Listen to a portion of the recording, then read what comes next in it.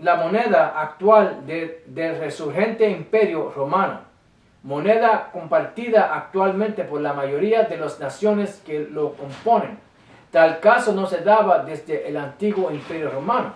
Ahora bien, nótese que la Comunidad Económica Europea, de la cual posteriormente surgirá la Unión Europea, EU, fue creada por el Tratado de Roma. La vinculación con Roma es indiscutible para apoyo a todo esto. Aporto un dato reciente de fecha mayo del 2004, el cual el presidente español José Luis Rodríguez Zapatero entregó a Roma en detrimento de Madrid la firma de la Constitución Europea, afirmando en lo siguiente: el sitio natural para la firma de la Constitución Europea es Roma, la ciudad donde comenzó este gran proyecto con el Tratado de Roma.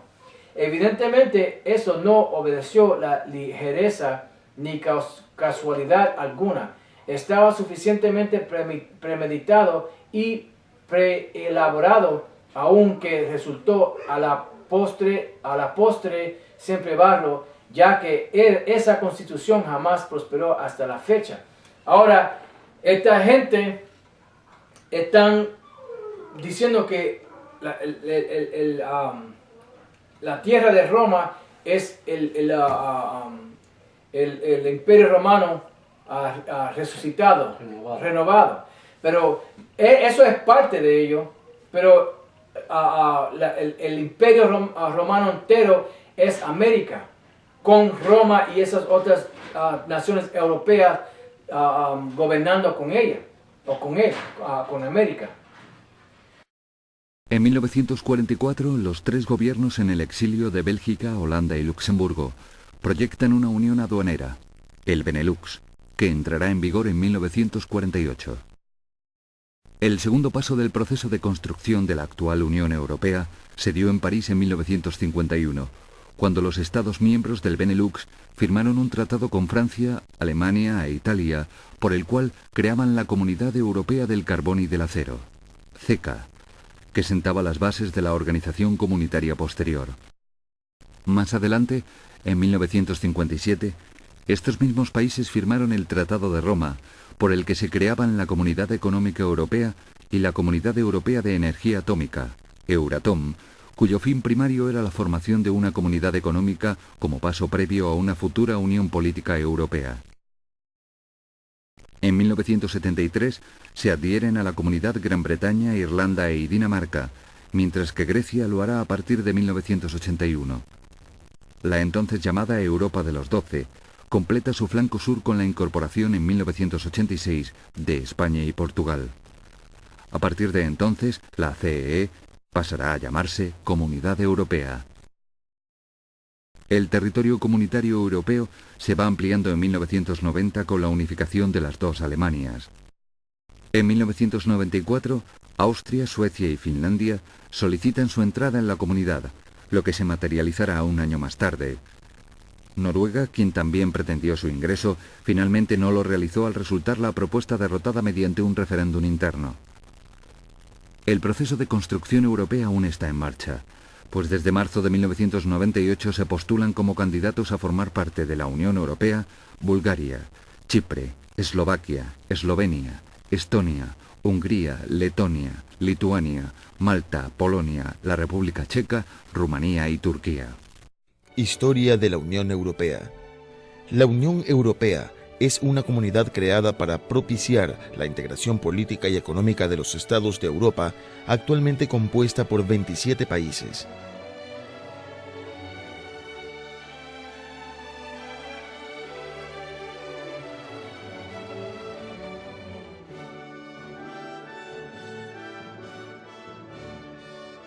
En 1950, 5 años después de la culminación de la Segunda Guerra Mundial, los países europeos quedaron sumidos en la devastación. Con la pérdida de vidas y daños materiales, sufrieron gravemente en su economía y su prestigio a nivel internacional. Para restaurar la confianza y la economía entre los países europeos, el ministro francés de Asuntos Exteriores, Robert Schuman, propuso la creación de una única autoridad que manejara las producciones del acero y el carbón que se realizaban en Europa. Los países, al ser parte de esta organización, encontrarían una gran dificultad en el caso de querer iniciar una guerra entre ellos, ya que el acero y el carbón eran indispensables en la industria armamentística. En 1951 se firmó en París el tratado que institucionalizó la Comunidad Europea del Carbón y del Acero, integrada por Alemania, Francia, Italia, Países Bajos, Bélgica y Luxemburgo. Con el tratado se logró el crecimiento de una economía autónoma en los países europeos, debido a la producción de los derivados del acero. En 1957, los países integrantes de la Comunidad Europea del Carbón y del Acero firmaron los Tratados de Roma, que dieron origen a la Comunidad Económica Europea, organización internacional creada para buscar un mercado común que permitiese la libre circulación de personas, mercancías y capitales. También se creó la Comunidad Europea de Energía Atómica para el desarrollo de una industria nuclear propia. En 1986, por medio del entonces presidente de la Comisión Europea, Jacques Delors, se firmó el Acta Única Europea, que tuvo como misión crear el Consejo Europeo, ente que reúne los jefes de Estado e impulsa una iniciativa común en materia de política exterior, así como una cooperación de seguridad internacional. En 1992, los países pertenecientes a la Comunidad Europea firmaron el Tratado de la Unión Europea en Holanda. Este tratado creó la Unión Europea, organización que promueve la integración continental por medio de políticas comunes que abarcan distintos ámbitos políticos, económicos y sociales. La ciudadanía perteneciente a la Unión Europea puede circular y residir libremente en cualquiera de los países afiliados. En 1993, la Unión Europea decidió la creación de una moneda única europea, llamada el euro, que entró en circulación en el año 2002 bajo el control del Banco Central Europeo. Actualmente, la Unión Europea ha alcanzado en las instituciones internacionales el rango de gran potencia en niveles económicos, comerciales y monetarios. La OTAN es una alianza militar entre Estados Unidos y algunos países europeos. Fue creada a mediados del siglo pasado con objetivos defensivos que buscaban evitar que el bloque soviético se expandiese una vez finalizada la Segunda Guerra Mundial. Sin embargo, durante las últimas décadas, la OTAN ha participado activamente en numerosos conflictos bélicos, dejando en evidencia su interés real, el imperialismo económico y cultural. Bajo el claro liderazgo de Estados Unidos y con la excusa de defender los derechos humanos, la OTAN ha dejado hasta el momento miles de víctimas civiles inocentes.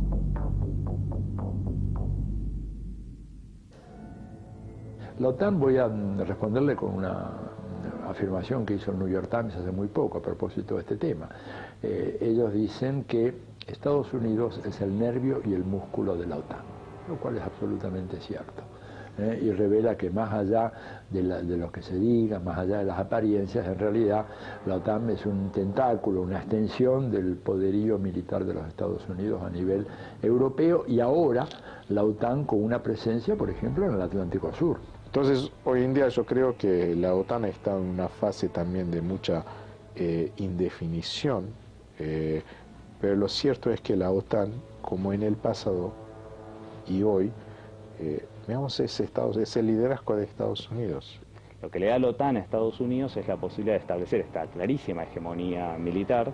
Pensemos que Estados Unidos es el responsable de la mitad de todo el gasto mundial, es decir, el gasto militar de Estados Unidos equivale al de todo el resto de los países del mundo, pero lo que le da a la OTAN es, bajo esta hegemonía de Estados Unidos, una alianza en esa conducción junto con los países de Europa y junto con Japón. Bueno, lo que no está dicho pero está claro es el plan, el objetivo de Estados Unidos junto con sus aliados europeos, que en ese momento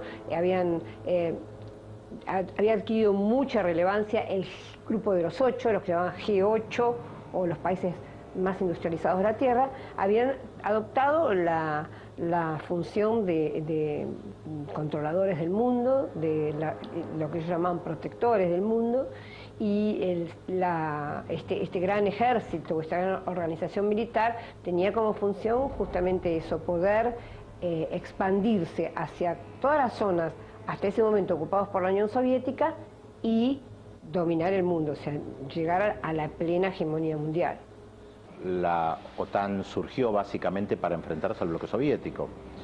Con la desaparición del bloque soviético muchos planteaban que ya no tenía ningún sentido que existiera la OTAN. Por supuesto que hubo una reconversión que tenía que ver con los intereses estratégicos de Estados Unidos. On September the 11th, enemies of freedom committed an act of war against our country. Americans are asking, who attacked our country? Our war on terror begins with Al-Qaeda, but it does not end there. El ataque a las Torres Gemelas fue un ataque directamente a los Estados Unidos y por eso los Estados Unidos pudo, bajo las leyes de los Estados Unidos, atacar al talibán dentro de Afganistán.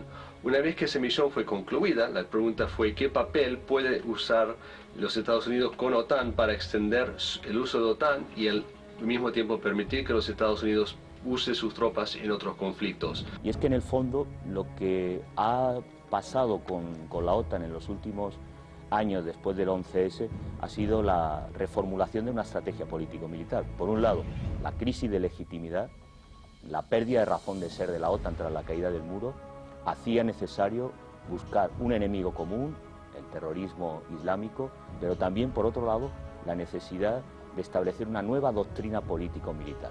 La OTAN, en un documento de 2010, prácticamente revé su doctrina y en esa doctrina efectivamente incorpora los principios de la doctrina militar norteamericana y dice que efectivamente se defenderán los intereses de los países miembros de la OTAN estén donde estén. Tenés que saber cómo cambió la OTAN y dejarte de pensar que la OTAN es del Atlántico Norte, no es del sur, es del mundo ahora. La Alianza Atlántica del Norte también es una Alianza Atlántica del Norte que abarca todo, porque su proyecto de expansión significa que todos esos países agrupados en la Alianza Atlántica del Norte están estableciendo la agenda para el mundo. Porque al entrar en estas luchas de intervención e invasión, ellos han entrado en una actividad directa en la conquista del mundo. The United States is not aware of itself as an empire. But certainly, if we look around the world today, we will see that it has an imperial reach that is not matched by any other power on the planet. So the United States has effectively anywhere between 850 and 1,000 bases and military installations in over 160 countries all around the globe. El objetivo de Estados Unidos es que en temas sensibles que tienen que ver con la dominación militar que ejerce Estados Unidos, plantear una suerte de intervención multinacional, siempre con el comando de Estados Unidos, pero no es lo mismo actuar unilateralmente que actuar, digamos, con el acuerdo o la connivencia de las principales potencias a nivel mundial. Estados Unidos, yo creo que lo definió muy bien en su momento Madeleine Albright, que era la secretaria de Estado de Bill Clinton, cuando dijo Estados Unidos actúa multilateralmente cuando puede y unilateralmente cuando debe. Esto es el paraguas de la OTAN, en el sentido le sirve a Estados Unidos para decir no somos nosotros los que atacamos un país, sino que hay un conjunto de países, hay una alianza estratégica que se vio en el caso de Libia. Interrumpimos nuevamente nuestra programación habitual para actualizar la información de último momento que centra la atención por estas horas en Libia. Estados Unidos lanzó su primer ataque con misiles en territorio libio desde uno de sus barcos en el mar Mediterráneo. La acción se realiza luego de que el Ministerio de Defensa francés confirmara que uno de sus aviones también disparó. Los Estados Unidos y los países europeos concuerdan en esa visión neoliberal del mundo. Por lo tanto, concuerdan, mantienen los mismos intereses, por lo tanto, siguen manteniendo su alianza. Una alianza que tiene la tendencia a desplazarse hacia el sur. Se había hablado de la formación de una OTAS, en lugar de una OTAN, de una OTAS del sur, Atlántico del Sur, pero tenemos Gran Bretaña en la isla Malvinas. Como dijo Mitt Romney, Nosotros tenemos que controlar ya el mundo antes que lo controle otro. Fue una confesión pública, no tenemos que sorprendernos de nada. Ahora, hacia el futuro tenemos varias cosas. La lucha no termina en los países, no va a terminar en los países